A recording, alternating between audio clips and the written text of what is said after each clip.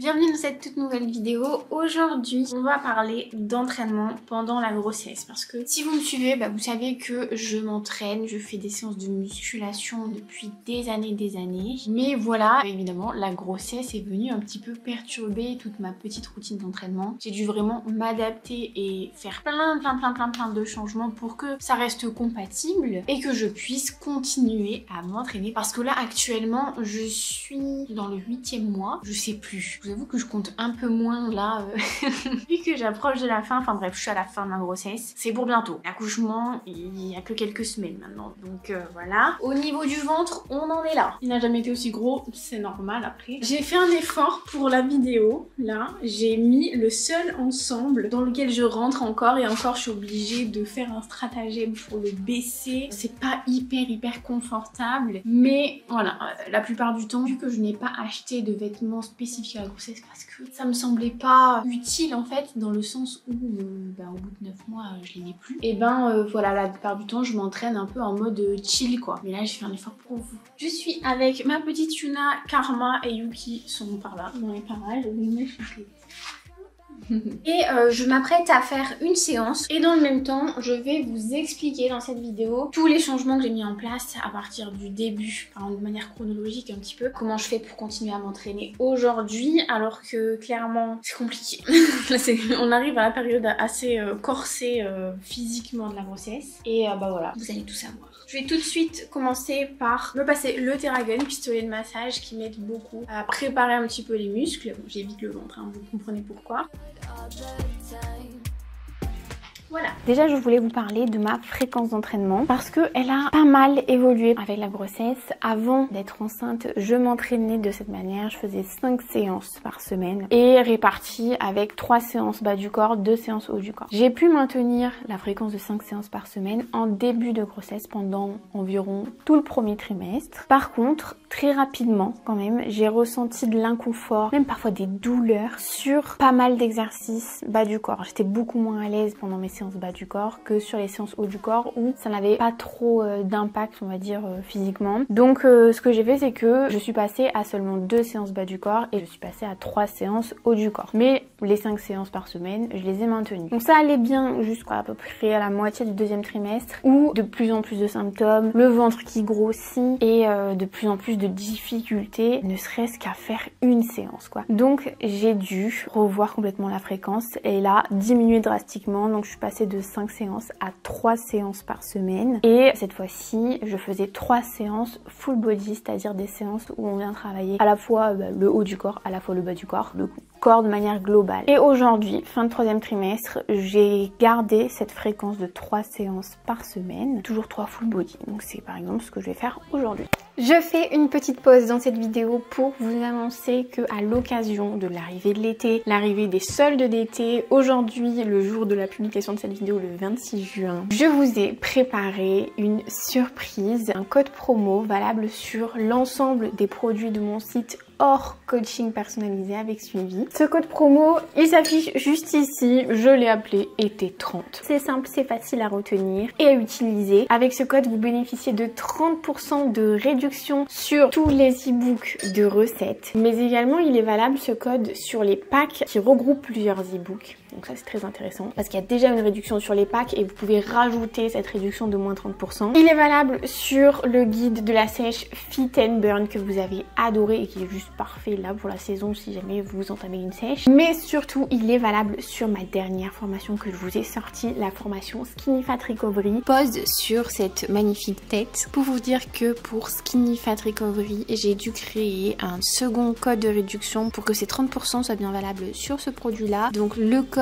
promo pour Skinny Fat Recovery c'est Skinny Fat 30 et vous bénéficiez de 30% de réduction, exactement comme le code ET30 qui lui est valable sur les e-books, les packs et Fit and Burn. Voilà. Et là, c'est super intéressant parce qu'avec 30%, ça vous fait économiser plus de 50 € de réduction sur le prix. Ce code de réduction, il sera valable à partir d'aujourd'hui jusqu'au 29 juin, 11h30. Si jamais vous voulez vous faire plaisir, c'est le moment. Je vais vous mettre le lien directement de mon site en description. Et puis j'espère que ce petit cadeau vous plaît et je vous laisse avec la suite de la vidéo. Par contre, depuis quelques semaines là, je sens que c'est très difficile. Je pense que je suis dans une période de difficile physiquement et c'est parce que l'accouchement, on va dire, se rapproche et que le corps se prépare. Et du coup, ça devient déjà de base de plus en plus difficile de faire les gestes de la vie quotidienne. Donc vous imaginez bien que les séances, il y a des jours où franchement, c'est pas du tout la forme, mais pas du tout. Donc il m'arrive assez souvent, là depuis quelques semaines, de reporter de un jour, parfois même 2 jours, ma séance. Et par exemple, hier, j'étais censée dans mon programme d'entraînement faire la séance que je m'apprête à faire là maintenant avec vous. Mais hier a été une sale journée où j'avais des grosses douleurs, des douleurs ligamentaires qui reviennent en bas, donc ça tire. J'ai des contractions, c'est pas des contractions de travail, c'est des fausses contractions, des contractions normales que toutes les femmes enceintes ont pendant le 2e, 3e trimestre. Mais c'est handicapant, ça limite la mobilité et je me voyais absolument pas faire une séance, donc bah j'ai décalé. Et ça, je suis obligée de le faire de plus en plus. Peut-être que si on regarde, c'est pas sur une semaine que je fais les 3 séances, mais c'est sur 10 jours parce que j'ai quelques jours de repos forcés entre guillemets. Mais quelque part, j'arrive quand même à rester active, à faire mes séances. Dès que je peux, j'y vais. Voilà un petit peu en tout cas en termes de fréquence ce qui a changé. Là, je vais faire mon premier exercice du coup de ma séance full body qui est du hip thrust. Je vous avais partagé ça, c'est un changement que j'ai fait assez rapidement. Je fais plus du tout de hip thrust. D'ailleurs là, il y a la barre de chauffe d'Alan.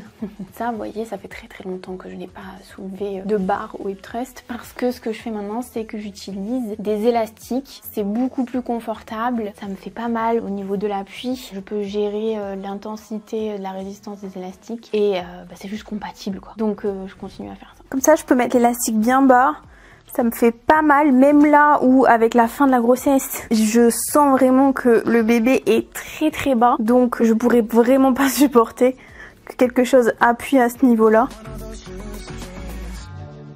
Maintenant au niveau de l'objectif, mon objectif d'entraînement, je pense que vous vous en doutez, c'est pas actuellement de prendre du muscle, de faire grossir mes fessiers, c'est pas avec un entraînement comme ça que ça va fonctionner, non. Mon objectif actuel, et c'est l'objectif que j'ai depuis le début de la grossesse, c'est d'essayer de maintenir le plus possible le fait d'être active, d'être en mouvement. C'est très bon pour la grossesse, pour la maman, pour l'après, pour le bébé aussi. Ça a été prouvé qu'une activité physique maintenue régulière pendant la grossesse a énormément de bénéfices pour tout le monde en fait, à partir du moment où elle est adaptée à notre forme, à la grossesse, voilà. Et puis ça me permet aussi de maintenir une certaine mobilité sur les exercices, comme par exemple je vais faire des fentes, vous allez voir après, et ben ça me permet de garder cette mobilité au niveau des fentes, garder de la souplesse, de l'entretenir, parce que si je faisais plus rien du tout et que je restais assise ou dans le lit, allongée, malheureusement ça serait très dur. Ensuite il faudrait vraiment refaire tout un apprentissage en termes de mobilité, de retrouver l'aisance sur les mouvements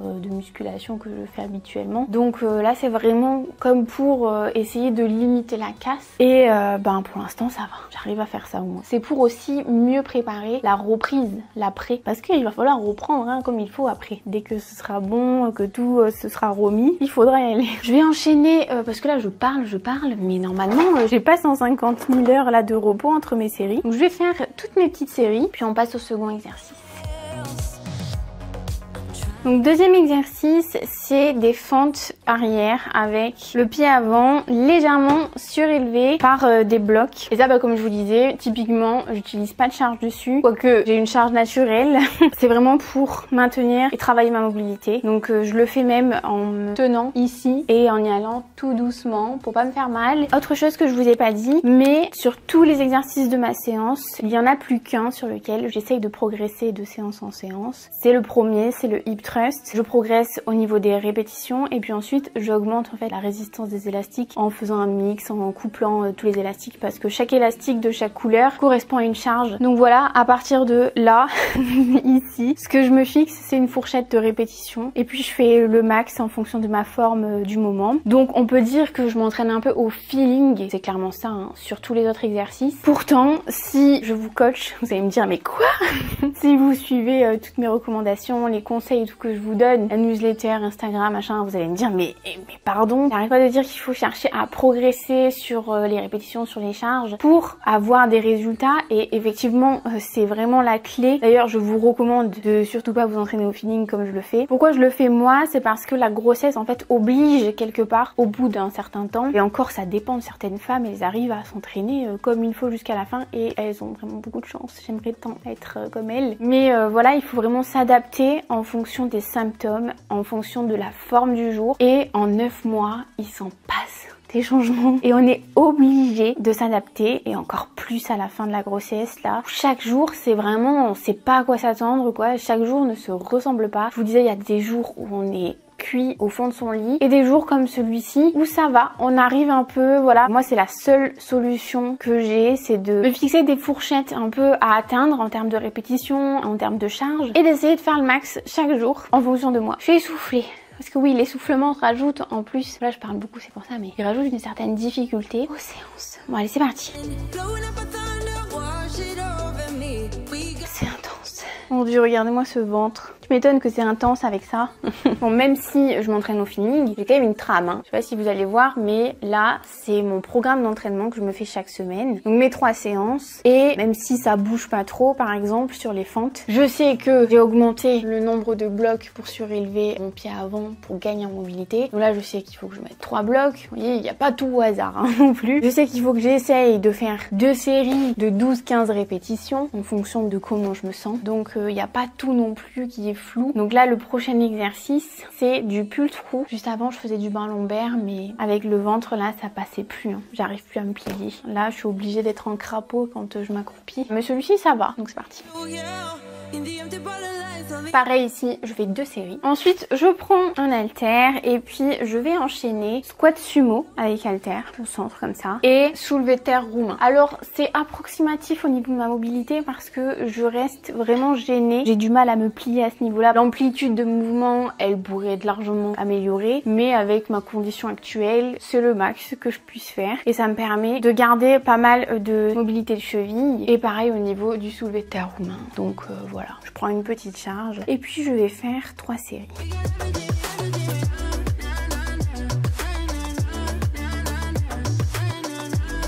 Donc ça c'était tous les exercices qui ciblent le bas du corps sur ma séance full body. Maintenant on va attaquer le haut du corps. Donc pareil, même fonctionnement sur le haut du corps. Je me note le nombre de séries à faire, la fourchette de répétition. En général c'est 10-15 ou 15-20 selon si c'est des exercices d'isolation polyarticulaire. Je me note aussi à combien j'étais en termes de charge sur les précédentes séances. J'essaye de faire quelque chose de similaire, puis je vois en fonction de ma forme, hein, comme je vous ai dit vraiment. Donc je vais vous montrer tous les exercices que je fais. Je les fais en biceps. Là par exemple, je vais faire tirage polyote en prise neutre, pas de repos, je mets mon banc à 30 degrés et je fais du développé incliné avec haltère. Voilà, et je fais ça sur du coup les 3 séries. Ça me permet d'aller un peu plus vite, ça réduit le temps de la séance et je vais faire ça sur tous mes exercices en couplant à chaque fois 2 exercices en biceps. C'est parti, je vais vous montrer rapidement tous les exercices que je fais.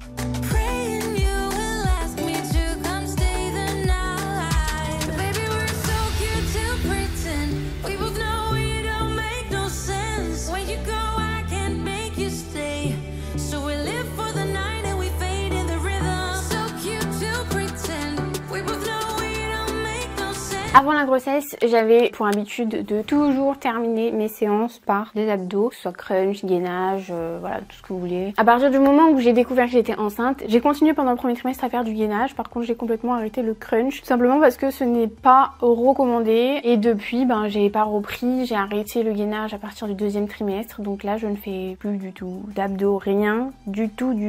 La seule chose que je fais, c'est des exercices de respiration où j'essaye d'avoir une respiration vraiment au niveau du ventre. Donc quand j'inspire, je rentre le ventre, quand j'expire, je gonfle le ventre. Ça c'est pour vraiment venir solliciter le diaphragme et c'est un mode de respiration en plus qui a pas mal d'effets bénéfiques sur l'anxiété, sur le stress, tout ça, et notamment aussi pour l'accouchement. Apparemment, d'après ma sage-femme, ça aiderait beaucoup dans la gestion des contractions de respirer de cette manière et aussi dans les poussées pendant l'accouchement. Donc voilà, c'est ce que je travaille. Dernier petit point que je voulais aborder, c'est concernant le cardio.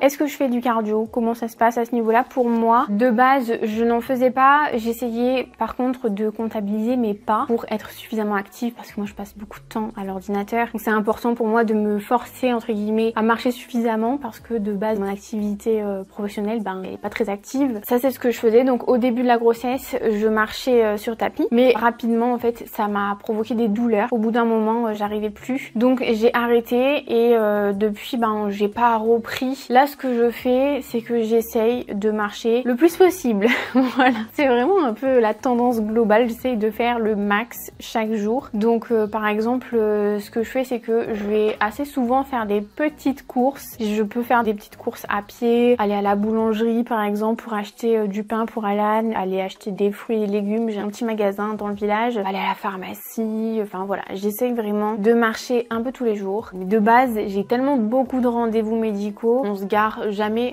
très proche du lieu de rendez-vous, comme ça on se dit ça nous fait un peu marcher. On essaye de prévoir un petit temps d'avance et puis voilà, c'est ma méthode pour rester active jusqu'au bout. Écoutez, je crois que je vous ai tout dit en ce qui concerne mon entraînement, comment je fais pour rester active en ce moment. Et n'oubliez pas que là c'est mon expérience à moi, mais chaque femme enceinte va avoir une expérience qui lui sera propre et va avoir une capacité en fait d'activité qui lui sera propre aussi. C'est important de s'adapter complètement à soi, de pas essayer de reproduire exactement ce que je fais ou de reproduire ce que fait une autre fille, parce que sur Instagram on voit un peu des warriors qui arrivent à s'entraîner, elles font du squat super lourd jusqu'à la fin, limite la veille de leur accouchement, elles sont au taquet avec des grosses charges, même du hip thrust et tout. Ça dépend de la position, le ventre qui est haut, le ventre qui est bas. Enfin, vraiment c'est tellement différent en fonction de chaque femme que faut pas trop se comparer. Mais voilà, de partager moi comment je fais, ça devrait vous inviter à essayer de complètement personnaliser les choses à vous. Encore plus